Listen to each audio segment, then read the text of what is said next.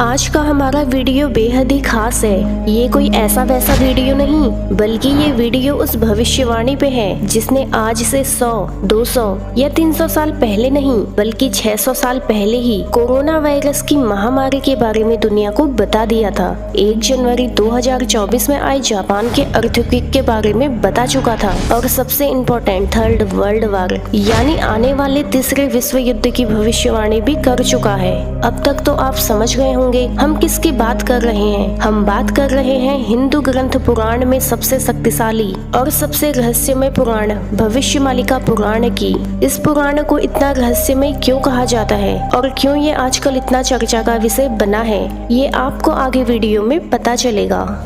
भविष्यमालिका किताब के हिसाब से साल 2020 से ही दुनिया के अंत का आरंभ हो गया है। अब कुछ लोग हंसेंगे और कहेंगे कि ऐसा कैसे हो सकता है, क्योंकि अगर पुराणों की माने तो कलयुग की आयु 4,32,000 साल है और अभी कलयुग का अंत होने में बहुत समय है। जी हाँ, ये बात एकदम सच है। लेकिन भविष्यमालिका किताब और दूसरी किताबें भी अपने आप में सही हैं। वो जो हमें आने वाले खतरे का मैसेज और हिंट देती हैं वो सही है। ये किताब कोई झूठ नहीं बल्कि ये इनडायरेक्टली हमें आने वाले भविष्य को बता रही है। होने के लिए ये किताब 600 साल से हमें इस दुनिया में होने वाली एक्टिविटीज और भी बहुत सारी चीजों के बारे में बता रही है। लेकिन इस पर ध्यान तब गया जब साल 2020 में कोविड-19 से पूरी दुनिया में तबाही मच गई। आज से 600 साल पहले 16वीं सदी में उड़ीसा राज्य में भारत के महान संत अच्युतानंद दास जी, जिनके पास इतनी अनोखी सिद्धियां थी जिनसे वे पास्ट, प्रेजेंट और फ्यूचर को फील करते थे। आने वाली पीढ़ी किस राह पे जाने वाली है ये उन्हें पहले से ही पता था। योग, आयुर्वेद, तंत्र, इन सब में इन्होंने इतनी शक्तियाँ प्राप्त की थी जिनसे इन्होंने भविष्यमालिका जैसी हैरतमंद कर देने वाली किताब को लिखा था।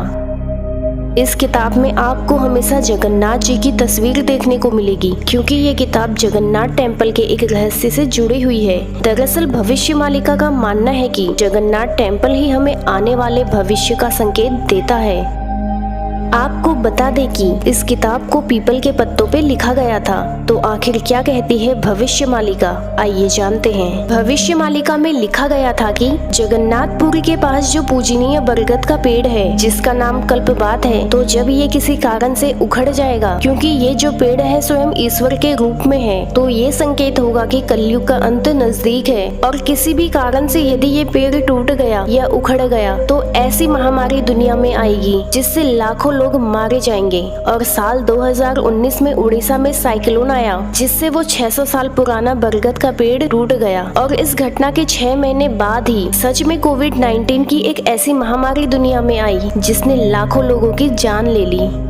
भविष्यमालिका में दूसरी भविष्यवाणी है कलयुग की आयु कम होना। पुराणों में आप देखेंगे तो कलयुग की आयु 4,32,000 साल बताई गई है, लेकिन भविष्यमालिका कहती है कि जो कलयुग 4,32,000 साल का था वो लोगों के पाप और अधर्म के कारण बस 5,000 साल का ही रह जाएगा।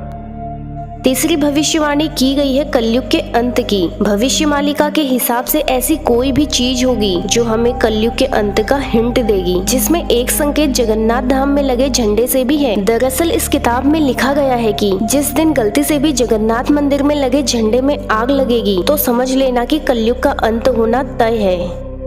और एक संकेत जगन्नाथ धाम से जुड़ा है। जैसा कि ये सभी को पता है, जगन्नाथ मंदिर के ऊपर कोई भी पक्षी नहीं उड़ता, क्योंकि जगन्नाथ टेम्पल समुद्र के पास बना है। समुद्र से आने वाली तेज हवा के कारण कोई भी पक्षी ज्यादा देर तक वहाँ बैठ नहीं सकता, लेकिन कुछ साल में ये बहुत बार देखा गया है। और भविष्यमालिका में ये मेंशन किया गया है कि जब जगन्नाथ टेम्पल के ऊपर पक्षी का उड़ना या बैठना जब मनुष्य को देखने को मिलेगा तो समझ लेना कि अंत नजदीक है।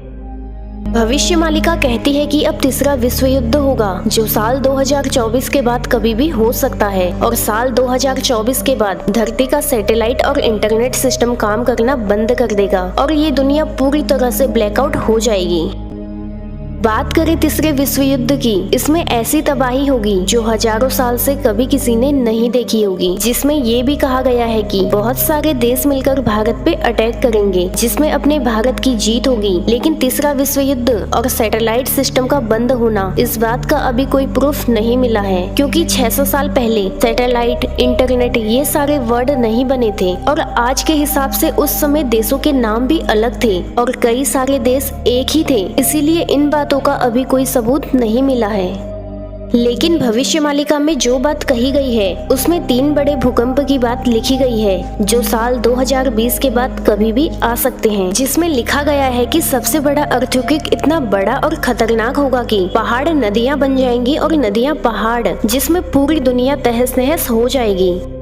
ये बात तो हो गई भविष्यवाणिका में की गई भविष्यवाणी की, लेकिन ये किताब हमें सोचने पे मजबूर करती है कि क्या सच में दुनिया का अंत अब नजदीक है? क्या हम इस किताब में कही गई बातों को सच समझें या झूठ? और क्या सच में कलयुग की आयु बस 5000 साल ही रह गई है? देखिए, अभी तक सभी का मानना है कि कलयुग 4,32,000 साल का ही है और ओरिजिनली जो डिसाइडेड हुआ था कि जब 4,32,000 साल होंगे तब श्री हरि विष्णु अपना 10वां अवतार कल्कि अवतार लेंगे, और यही सच भी है। भविष्यवाणिका हमें बताती है कि यदि मनुष्य के पाप और अधर्म ऐसे ही बढ़ते गए और अर्थ के क्लाइमेटिक कंडीशन पे ध्यान नहीं दिया गया तो कलयुग बहुत तेजी से बढ़ेगा। तुम पाप और अधर्म कम करो और इस प्रकृति पे ध्यान दो। कोविड-19 जैसे आने वाली महामारी के लिए पहले से ही तैयार रहो, उस बीमारी का सोल्यूशन पहले से ही निकाले रखो। दुनिया में धर्म और अच्छाई हो, यही इस पुराण का उद्देश्य है।